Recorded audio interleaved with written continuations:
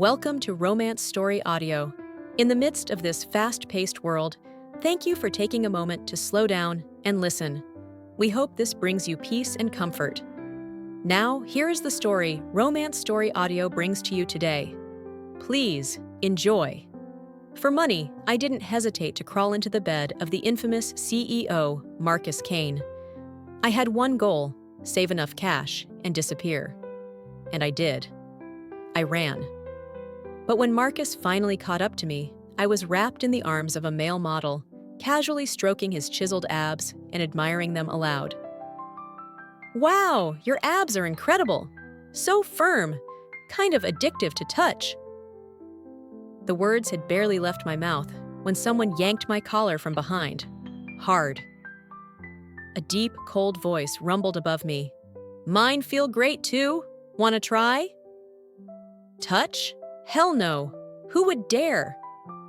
But with Marcus's voice hanging in the air like a storm, the atmosphere froze. The other models, recognizing his face, bolted, scrambling over each other to get away.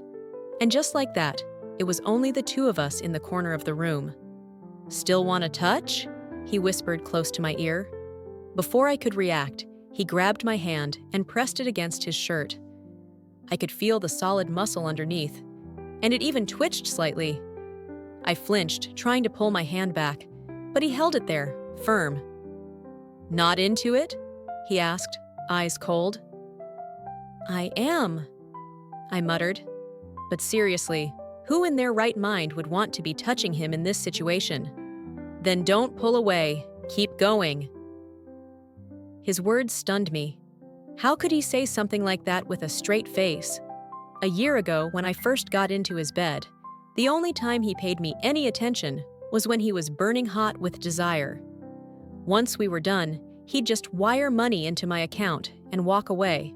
No words, no warmth. It was strictly business, and I was fine with that. After I had saved enough, I packed up and vanished. I started living a carefree life, doing whatever I pleased. But now, I was in trouble again. Leaning against his firm chest, I put on a lazy smirk. "All right, I'll touch. It'd be stupid not to with someone this hot." My fingers trailed down, marveling at the feeling under my palm. I couldn't help myself. I tilted my head up and asked, "Can I slip my hand inside?" Marcus answered casually, "Sure." But just as I was about to slide my hand in, he added coldly, "Try it and see what happens." Clear warning. If I dared to reach in, he'd probably break my hand. I jerked back. Ugh, who even wants to? Just then, the bar owner rushed over, probably tipped off by those panicked models. While Marcus got distracted talking to him, I made my escape. After running from Marcus again, I decided to kill time by getting a part-time job. The hours were great. Start at 10 a.m., done by 4 p.m. I loved my job. Not because it was great, but because it let me come late, leave early, and still get paid. Even if my monthly salary had shrunk to just 2,000 yuan, my co-workers were oddly impressed by my skills. The reason I hadn't been fired yet? I was a master at making up sob stories. Late in the morning? "Sorry, had to take care of my disabled husband." Leaving early? "Gotta go home and cook for him, or he'll beat me black and blue." Oh, and I also told everyone I had to give him 1,800 yuan a month for groceries, or else he'd hit me again. My boss, bless his heart, actually believed me. He gave me an easy desk job and even docked 300 yuan from my paycheck to motivate me. He told me, "One day, you'll achieve something big." I strolled into the office, lazily munching on bread, only to find everyone unusually chatty. Turns out, we had a big-time business partner coming in for a potential collaboration. I was curious who it could be. And then the office door swung open.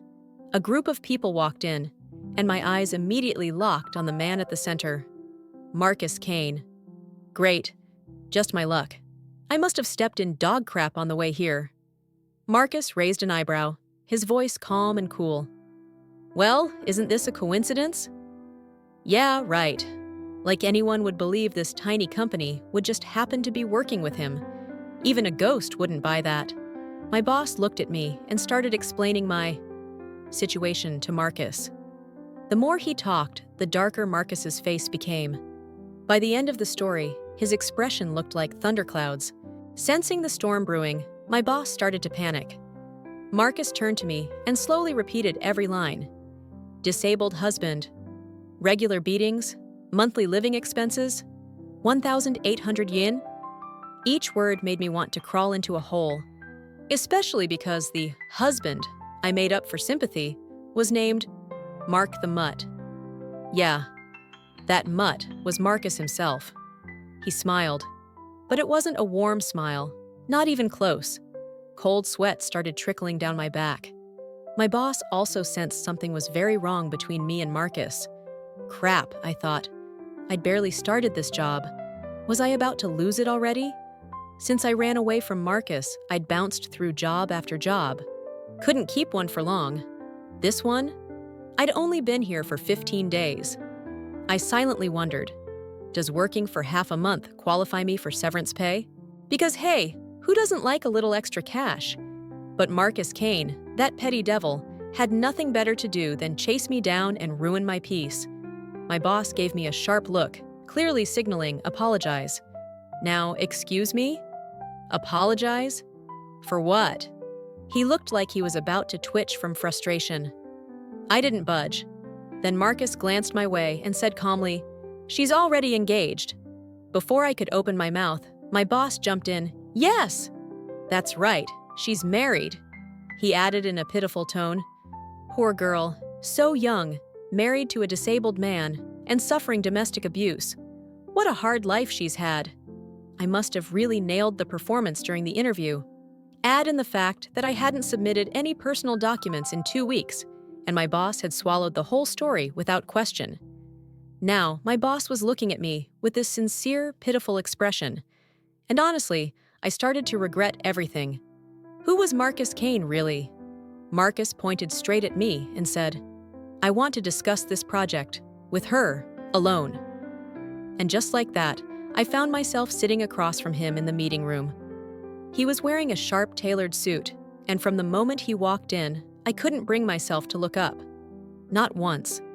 Still, I could feel his piercing gaze locked on me the entire time. His presence was overpowering. I cursed him silently in my head. "Mr. Kane, I didn't prepare very well," I stammered. Taking a deep breath, I powered through the presentation. Somehow, I got through it. He let out a faint, mocking chuckle. "You're right, Miss Huxley. That was terrible." I forced a tight smile. "Yes, Mr. Kane. I admit I'm not great at public speaking." He tapped his fingers on the table, then calmly stood and left without another word. I inhaled deeply. There was no way I could keep this job after today. Sure enough, less than 10 minutes later, my boss and the department manager rushed into the room, their faces full of confusion and anxiety. I braced myself. Surely I had ruined the deal and was about to get chewed out and fired. But something felt off. My boss took a deep breath. "Miss Huxley," I blinked. "Yes? What about me?" The manager standing behind him looked like he'd just received devastating news. What now? I thought. Is someone terminally ill or something? Scratching his head awkwardly, my boss said, "Mr. Kane." "Well?" "What did he say?" I asked. Whatever it was, it couldn't be good. He said, my boss hesitated. "He said you were harassing him." My brain short-circuited. All I could do was nod dumbly. Right, of course. Whatever he says. Wait, what did he just say? Marcus Kane accused me of harassing him? This man had barely even acknowledged me back when we were, whatever we were. He once transferred too much money to me, and I felt too guilty to accept it. I just wanted to kiss him, and he dodged me. Now he had the nerve to publicly accuse me of harassment? In my workplace? I laughed bitterly. And just like that, everyone in the company believed I had been chasing after Marcus Kane. Colleagues gave me wide-eyed looks of admiration. Or was it curiosity? I could hear whispers follow me as I passed. My boss even came up to me personally and told me to go apologize to Marcus. Apparently, this was my fault. So not only had Marcus slandered me, but now I was expected to go grovel for forgiveness, sending me straight into the lion's den. I could practically see him ripping me into pieces and spelling out regret with the shreds. "It was your fault," my boss insisted. "Out of all people, why would you harass Mr. Kane? He's a major figure." That got under my skin. So Marcus Kane was some big shot. So what? I paid taxes too. "Boss," I said sweetly, "I think you've misunderstood something." "Oh?" He harassed me? That's right. Marcus Kane was the real menace here. Thanks to him, I got fired. Again. He was a bastard. I muttered curses under my breath as I walked out of the office. Just outside the building, a car pulled up. Marcus leaned against the door, one hand holding a cigarette. What the hell was he doing here? Came to watch me get fired? Enjoy the show? Facing his indifferent gaze, I couldn't help but roll my eyes. What a great actor he was. I turned to walk away, but just as I passed by him, his cold voice slid into my ear. "Miss Huxley, if your eyes aren't working properly, you should get them checked. Delay treatment too long and you might go blind." That mouth of his. I spun around, eyes blazing. Gritting my teeth, I hissed, "Thank you so much for your concern, Mr. Kane." Marcus exhaled smoke from his cigarette, voice indifferent. "You're overthinking it, Miss Huxley." "I just happened to remember a con artist who once took everything I had," he added casually. "I only hope you never meet someone like that." My gut twisted. Something about the way he said it made me uneasy. I forced out a couple of awkward laughs. "Mr. Kane, you really have a twisted sense of humor." But his smile didn't reach his eyes. His gaze drifted lazily over my face. Though, funny coincidence, that con artist looked exactly like you. Having just lost my job, I did what any self-respecting adult would do. I hit the bar.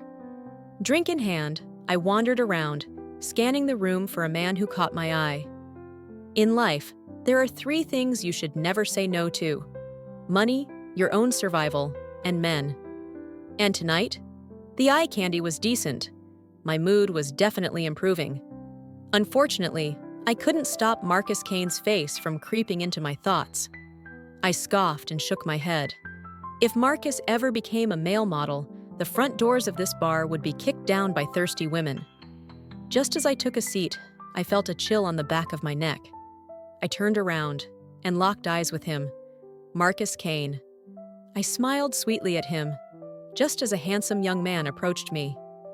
I turned away from Marcus and latched onto the guy's arm. "Hey, handsome," I teased, trailing a finger down his sleeve. "You really think you can drink like that and call it effort?" My voice was soft, almost seductive, and I let my hand rest lightly on his shoulder. The poor guy swallowed nervously. What should I do then? Pity? He wasn't my type. I preferred older, more dangerous men. I tucked my hair behind my ear and smiled. "Next time we meet, I'll teach you." Across the room, Marcus Kane was gripping his whiskey glass so tightly, it looked like he might crush it. He glared at my back, as if he could burn a hole straight through me. I sipped my drink, pretending not to notice. And then, Marcus stood up, face stormy, and dragged me out of the bar. "Ow!" I yelped. His grip on my wrist was like iron. I tried to pull away, but he only tightened it. He didn't stop until we reached a narrow alleyway. He slammed his hands against the wall, boxing me in, pressing his body close to mine. "Is that it, Huxley?" he growled, teeth clenched. "You that desperate for a man?" The rage in his eyes stunned me. I stared up at him, confused. In my memory, Marcus had always been like a machine, cold, calculating. Except in bed, of course. But now, he was furious. I couldn't help but laugh. "Mr. Kane, aren't you being a little dramatic? What does this have to do with you? Even if I am desperate for a man, so what?" For a second, he froze. Ever since he pulled me out of the bar, since he showed up at my company, now here, He was relentless. I'd had enough. I tried to walk away, but he grabbed my arm again and kissed me, hard, wild. I froze, then bit him, hard. I tasted blood, salty and sharp, but Marcus didn't even flinch. Instead, he kissed me deeper, more fiercely. When he finally let me go, I wiped my mouth and slapped him across the face. "You already have someone by your side," I snapped. "Try keeping it in your pants." And with that, I turned and walked away. Marcus Kane had a white moonlight in his life, a woman named Vanessa Monroe. I didn't find out until after I'd crawled into his bed. Rumor had it Vanessa was studying abroad, preparing to assist Marcus in his business empire. They even had an engagement planned. I had just smiled coldly when I heard it. Even after I disappeared, news about Marcus and Vanessa kept popping up online. Him taking her to events, the two families meeting, an engagement announcement on the horizon. Eventually, I felt nothing reading about it. I comforted myself with one truth. To me, Marcus Kane was just an ATM. Who Marcus Kane married was none of my business. Since that day, I hadn't seen him again. I lazed around at home for several days, until one evening, I finally threw on something revealing and decided to hit a bar to unwind. But the moment I reached the door, a server stopped me. I frowned, irritation flaring. "What's going on? You're turning away paying customers now?" The staff smiled politely. "Sorry, Miss Huxley. The owner gave strict orders not to let you in under any circumstances." "Excuse me?" I scoffed. "What kind of ridiculous rule is that?" He shook his head. "I think you're mistaken. I'm not Miss Huxley," I said coolly. "My last name's Taylor." He didn't even blink. "Our boss gave us your photo. Every staff member here knows your face."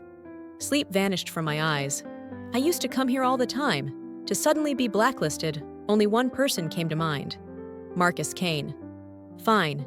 If I couldn't get into this bar, I'd find another. There were plenty in the city. 1 hour later, I was sitting on the sidewalk, miserable, cursing Marcus under my breath. That bastard. Total abuse of power. Every bar I walked into that night turned me away. Marcus wasn't just an arrogant jerk. He was a control freak. I had genuinely believed he'd let me go. But no, he was cutting off every path I had left. The next time I saw Marcus Kane was at the hospital. I had just come out of the OB/GYN clinic, only to run straight into him.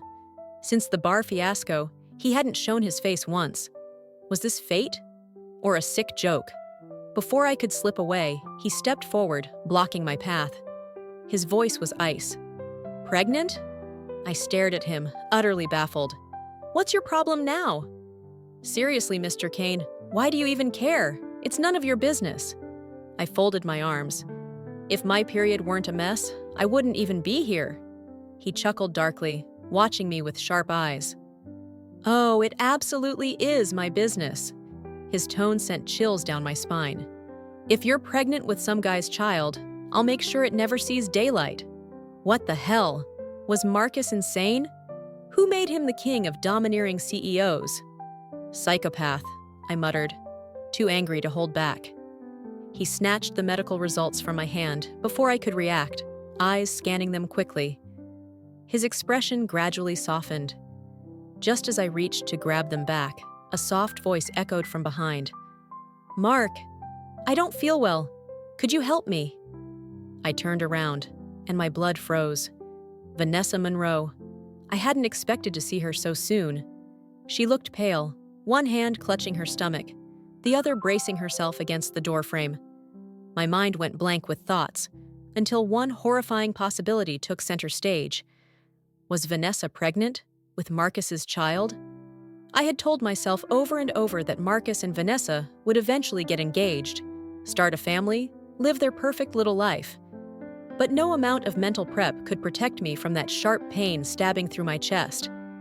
I stood there, motionless, watching her frail form. Marcus turned briefly to me. "Wait here." Then he walked over and gently helped her up. My ears were ringing. I didn't hear a word after that. Vanessa looked at me, surprised. clearly not expecting to run into me either. But the surprise faded fast. She leaned in close to Marcus, her voice sweet and clingy. The sight alone made me feel like I was falling apart inside. I nearly ran out of that hospital in shame. Back home, I collapsed onto the sofa, numb. It felt like someone had wrapped their hand around my heart and squeezed until it cracked. I had told myself to stay away from Marcus Kane. And yet, but even after all this time, seeing Marcus Kane standing beside another woman still hurt, no matter how much I tried to suppress it. I had met Vanessa Monroe before. When she returned from abroad, there was a lavish welcome party thrown in her honor. Marcus attended that night. Before he left, he kissed me, just a light kiss, and promised he'd be back soon. That promise kept me waiting until 1 a.m. I waited until I was so tired, I dozed off on the sofa. When Marcus finally returned, he reeked of alcohol, but he wasn't drunk. The moment I stood up, he stumbled forward and hugged me tightly. "Huxley, Huxley," he murmured, repeating my name like a spell. I leaned into his chest and caught a faint, unfamiliar scent. Perfume, feminine, not mine. It was light but unmistakable. It hit me like lightning to the chest. Tears burned behind my eyes, but I refused to let them fall. I said nothing, only helped him back into the bedroom. Vanessa knew about me. She knew Marcus and I were involved. Not long after that night, she showed up at my apartment when Marcus was away at work. The moment I opened the door, she threw a stack of papers in my face. Documents spilled all over the floor. "Huxley, parents divorced when you were 7, raised by your mother, graduated college just in time to watch her fall gravely ill. Still in the hospital, her treatment costs a fortune every single day." My head spun. My face burned. Vanessa sneered. "You've worked as a waitress, bartender. Whatever paid the bills, you did it." I straightened. My throat felt like sandpaper. "What are you trying to say?" Her eyes sharpened, like I was something stuck to the bottom of her shoe. "Do you really think Marcus doesn't already know all this?" She stepped closer. "He's using you, playing with you, and you can't even see it." Her words hit like knives. I had told myself over and over that what I had with Marcus was a transaction. I was the one who climbed into his bed for money, and he got what he wanted from me in return. A fair trade. But hearing it come from her lips still sent me spiraling and hurting, not because I feared Marcus knowing my past, but because I feared how he'd see me because of it. And maybe deep down, I already knew he did see me that way. It was a transaction. I had spent every day reminding myself, don't fall for Marcus Kane, but it was useless. Seeing my pale face and panicked eyes, Vanessa smiled like a queen holding court. "Marcus Kane will never be with someone like you? He'd never marry you? To him, you're just a toy, something to pass the time. He gives you money. You sleep with him. That's it. A deal. Nothing more. So stop fantasizing about climbing that golden mountain." Her eyes scanned my face, then she added with a cold laugh, "Besides, his parents would never let someone like you into their family. You have no name, no roots, no future." Each word crushed my pride. Every sentence pierced my most fragile insecurities. Because I was the bug staring up at the stars, knowing full well I'd never become one. And so, I ran. I took the money I had and disappeared from Marcus's life, as far and as fast as I could. A buzzing ringtone snapped me out of my thoughts. I looked at the screen. An unknown number. A strange sense of dread coiled in my gut. I just knew. It was him. When I ran away, I blocked every form of contact from Marcus Kane. But my phone kept ringing. I stared at it for a few seconds, stunned, then decisively turned it off. Not even 3 seconds later, it rang again. I shut it off once more, then finally added the number to my block list. The next morning, someone pounded relentlessly on my front door. Confused, I peeked through the peephole, and my body went rigid. Marcus Kane. "Huxley," he called again, knocking firmly. I looked down, sighed deeply, then opened the door. Some things, some words, eventually had to be said. The moment the door opened, I was met with those dark, unreadable eyes of his. He looked me over once, then stepped inside like he owned the place. Halfway through my apartment, he turned and said flatly, "Let's talk." We sat down across from each other in silence. He didn't speak. Neither did I. The tension was thick. His dark eyes bore into me. "Why did you run back then?" I gave him a cold smile. "Because you were paying me less than the others." The moment those words left my lips, the temperature in the room dropped like ice. Marcus repeated slowly, voice sharp, "Less than the others?" I nodded, holding my ground. He gave a dry laugh. That year, in the time we were together, I'd made 50 million yuan from him, enough to live comfortably for the rest of my life. That excuse was paper thin, and we both knew it. I added casually, "And maybe I just got bored." His face turned stone cold. "Bored?" he echoed. His voice was like a blade. I met his gaze and nodded again. He snapped. Marcus grabbed me and lifted me like I weighed nothing, tossing me straight into the car. I struggled, kicked, cursed. He didn't even flinch, just shoved me inside like it was routine. "Huxley," he said coolly, "you've had your fun. It's time to stop." When the car started, I stopped fighting. I just stared out the window. If he already had Vanessa, why come looking for me? What was I to him? A fling? A passing memory? An ex-lover?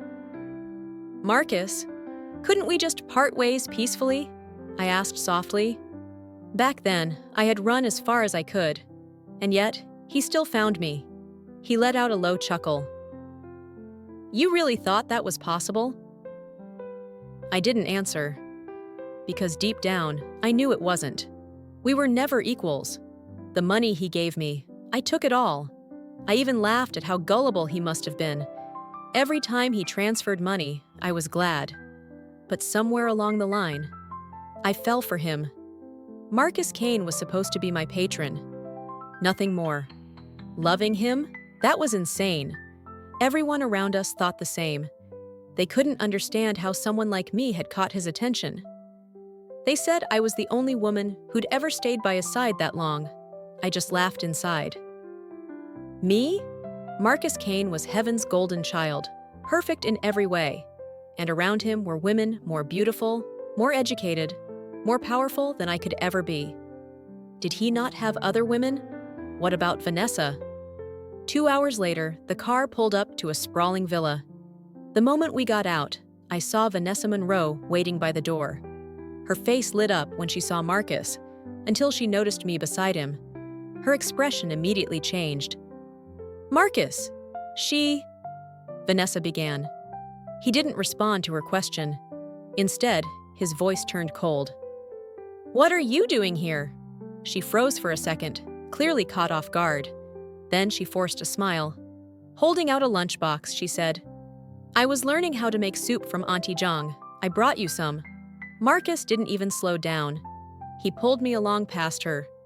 "Take it back. I'm not drinking it." I stayed in the villa for 2 weeks. For most of that time, I saw only the housekeepers. Rumor was that Marcus was swamped with an intense project, barely home at all. Even though he'd dragged me back here, I could count on 2 hands the number of times I'd actually seen him. That night, just after dinner, I was about to head upstairs when Vanessa arrived. The moment Vanessa stepped inside, she slapped me hard across the face. No hesitation, no warning. I didn't even flinch. I slapped her right back without missing a beat. She clutched her cheek, eyes wide in disbelief, then screamed, "You dared to hit me!" I replied calmly, "If someone hits me for no reason, of course I'll hit back." Her face twisted with fury. She raised her hand to strike again, but I grabbed her wrist and shoved her to the ground before she could land a finger on me. She collapsed with a dramatic shriek, completely losing it. "You filthy whore! It's all your fault. If it weren't for you, Marcus wouldn't have rejected my family's engagement proposal in front of everyone." Her voice cracked with rage. Why don't you just die with your pathetic mother? A cheap slut like you has probably slept with half the city. And Marcus Kane, my Marcus, actually turned me down for someone like you? Who do you think you are? I stood frozen for a second. So it was true. Marcus had rejected her engagement proposal. She was spiraling now, completely unhinged. But I looked at her coldly, a bitter smile tugging at my lips. If Marcus turned you down, I said icily, maybe you should ask him why, not me. If not for you, he would have never said no. She screamed louder, almost hysterical now. Honestly, I couldn't understand what she was thinking. Vanessa Monroe, elegant, powerful, born into prestige. So why was she so obsessed with a man who didn't love her back? Was Marcus really such a prize? Miss Monroe, I said flatly, go talk to Marcus. You're barking up the wrong tree. That evening, Marcus came home for dinner, a rare occurrence these days. After the meal, I followed him upstairs. When are you going to let me go? I asked. He glanced at me, cool and unreadable. Let you go? That familiar, infuriating tone again. Annoyed, I snapped, Marcus, what are we? A patron and his mistress? You bring me here, turn down an engagement with Vanessa, and now keep me in this house. Don't tell me it's because you have feelings for me. His eyes narrowed. She came here, he said, referring to Vanessa. I let out a cold laugh. Oh, please don't pretend you didn't know. This entire villa is covered in cameras. Even if you didn't have time to watch the footage, your staff surely did. Someone must have told you the second you walked in the door. Of course he knew. He looked at me and asked, Then what do you think we are? I didn't hesitate. A cold, transactional relationship based on money, and one you can terminate whenever you want. He laughed, a low, angry sound. Before I could blink, his tall frame loomed over mine. He grabbed my chin and crashed his lips onto mine with a fierce, punishing kiss. I clutched at his shirt, struggling to breathe. When he finally pulled back, his hand still lingered on my face. His voice was low and unreadable. Huxley, you're cruel. I looked up at him, dazed. I didn't understand. Why was he so angry? You left just like that, he said. Didn't even leave a word behind. At the mention of that night, my face flushed with shame. The guilt bubbled up before I could stop it. Embarrassment spread across my face. I pushed him away and took a few steps back, heart pounding. Before I could get anything off my chest, Marcus Kane received a phone call and had to leave in a rush. Right before stepping out, he told me, "Stay here and behave." I didn't answer. Later, I found out that call had come from the Monroe family. Vanessa was threatening to jump off a building. When Marcus arrived, she was already standing on the edge of the rooftop. The wind whipped her hair around her face. It looked like one wrong move would blow her off entirely. "Don't come any closer!" she cried out. "I want to see Marcus! I want him!" Tears streamed down her face.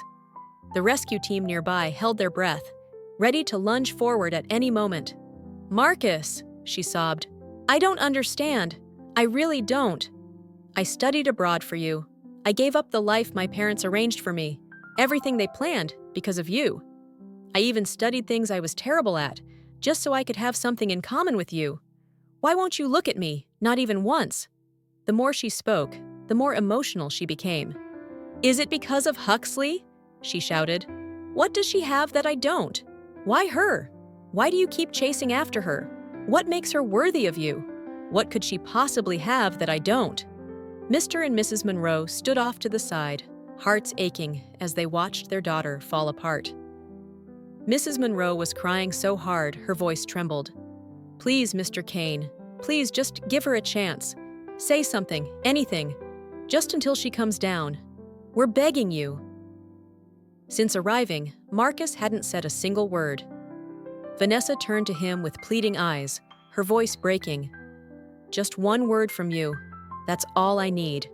He stared at her and finally opened his mouth. 7 words. "Huxley is the woman I love." That was it. Vanessa collapsed.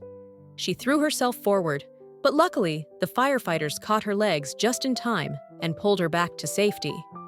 Marcus didn't stay to watch. He turned and left immediately. When the housekeeper later told me what had happened, she looked at me with open jealousy in her eyes. I just gave her a faint smile and said nothing. Vanessa was later taken by her family to a psychiatric hospital. That night, Marcus lay beside me in bed, arms wrapped around my waist. We were just lying there quietly when I suddenly asked, "Marcus, what exactly are we now?" From the moment I first climbed into his bed, I told myself he was just an ATM. I swore to myself I wouldn't fall for him, but all those promises turned out to be lies. During that year together, I made 50 million yuan. I thought I'd hidden my feelings well, until Vanessa showed up and tore down everything I had buried. That's when I ran. Ran from him. Ran from my own heart. When he didn't answer right away, I turned to look at him. He leaned forward and kissed the side of my neck, then whispered one word softly into my ear. "Fool." Just one word, but it pierced straight into my heart. I sat up slightly, the soft bedroom light casting a warm glow across his calm face. I asked him quietly, "Do you know what I did before I met you?" He replied, "I know." "Do you know that the first time I slept with you, it was for money?" Marcus nodded. "I know." Every question I asked, he simply answered the same way, "I know." "So what about the year I disappeared?" I whispered. "Do you know what I did then?" He looked straight at me and said, "Yes." I knew all along. It wasn't a coincidence that Marcus Kane had found me at that shabby little company. He had been watching me the entire time. "So why didn't you come find me sooner?" I asked. The corner of his mouth lifted into a cold, mocking smile. And then, Marcus began listing, in excruciating detail, every glorious moment of my freedom over the past year. His tone grew colder with each word, and by the end, he was practically grinding his teeth. I gave him an awkward laugh. "If you hadn't shown up when you did, I might be happily living with a few male models by now." His voice was laced with sarcasm. "How lucky for you." I broke into a nervous sweat. Vanessa Monroe had been confined by her family. But Marcus's family? The moment they found out he was with someone like me, a woman with nothing, they exploded. They were furious, outraged, completely against the idea of him loving me. One evening, Marcus came home exhausted. He dropped onto the couch and rubbed his temples. I hesitated, then said softly, "Maybe we should take a break." He answered with a kiss, firm and unrelenting. "No." "And if I run again?" I whispered. He didn't reply, and I didn't ask again, but I regretted not building a real life for myself during the year I disappeared. I had been too focused on luxury, too wrapped up in escapism, never thinking to chase something meaningful. As if reading my thoughts, Marcus said flatly, "You'd have gone bankrupt." A moment later, he took my hand and slipped a ring onto my fourth finger. My heart skipped a beat. "What does this mean?" I asked. Marcus smiled faintly. "Means I want to marry you." I stared at him for a moment, then couldn't help but ask, "But isn't Vanessa your white moonlight? Your one true love?" Marcus raised an eyebrow, confused. "White moonlight?" I nodded slowly. "I heard she went abroad because of you. Before she left, weren't you two—" "Weren't what?" he interrupted. "Together? Where did you even hear that crap?" I fumbled. "At that welcome party. When she returned, your shirt smelled like women's perfume." Marcus looked at me for a long time, then tilted his head back and laughed softly. When he finally stopped, he said, "That perfume wasn't hers." He explained that during the party, a girl had nearly fallen and he caught her. Her heel had snapped, and he'd helped her stay steady until she could change shoes. That was when the scent clung to his shirt. I paused, remembering something. And that day at the OB/GYN clinic, Vanessa walked out. She wasn't pregnant? "No," he said. "She just wasn't feeling well. My parents asked me to take her to the hospital. And the rumors about you two? They're fake, Marcus said simply. He leaned forward and kissed me gently on the lips. You were jealous. I pushed him away, flustered. Why didn't you deny the rumors? He shrugged. Too much trouble. Everyone always wants to pair me with someone. I didn't say anything else, but inside my chest warmed. At the very least, in that entire year, I ran away. Marcus never had anyone else. You really do stick in my memory, Marcus Kane said. He wasn't complimenting me. It was a jab, his tone teasing and laced with sarcasm. I stared at him silently, then gently twisted the ring on my finger. Finally, I smiled and said generously, All right, I'll think about it. Think about it? He echoed. Of course, I replied sweetly. I spun the ring once more, leaned in, and pulled him into a kiss. Then I whispered plainly, Marcus, I love you. Vanessa had been right. Marcus's parents would never accept someone like me. They tried everything to tear us apart, approached me through all sorts of backdoor channels, but Marcus always stepped in, blocking them from reaching me. For them, every effort was in vain. He was like a man under a spell, completely consumed by his love for me. The story carried on all the way to the Lunar New Year. That day, Marcus made dumplings for me. I joked that he looked like a domestic husband. He didn't say anything, just kept cooking. But when I bit into the first dumpling, my eyes welled up. It tasted exactly like the ones my mother used to make. I lowered my head, quietly eating one after another. Then I asked, half joking, Did you steal my mom's recipe? Marcus didn't answer. He simply reached over and stroked my head gently. After finishing the last bite, I looked up at him, eyes still a little red. My parents divorced when I was a kid, I said softly. I lived with my mom and grandma. But when I was in middle school, my grandma passed away. After that, it was just the two of us. I paused, then added, When I graduated college, my mom fell seriously ill. Her treatment cost a fortune, and I stopped, locking eyes with him. I worked as a waitress, sold things on the street, did everything I could. But the money was never enough, so I started bartending at clubs. Saying it aloud felt like lifting a weight off my chest.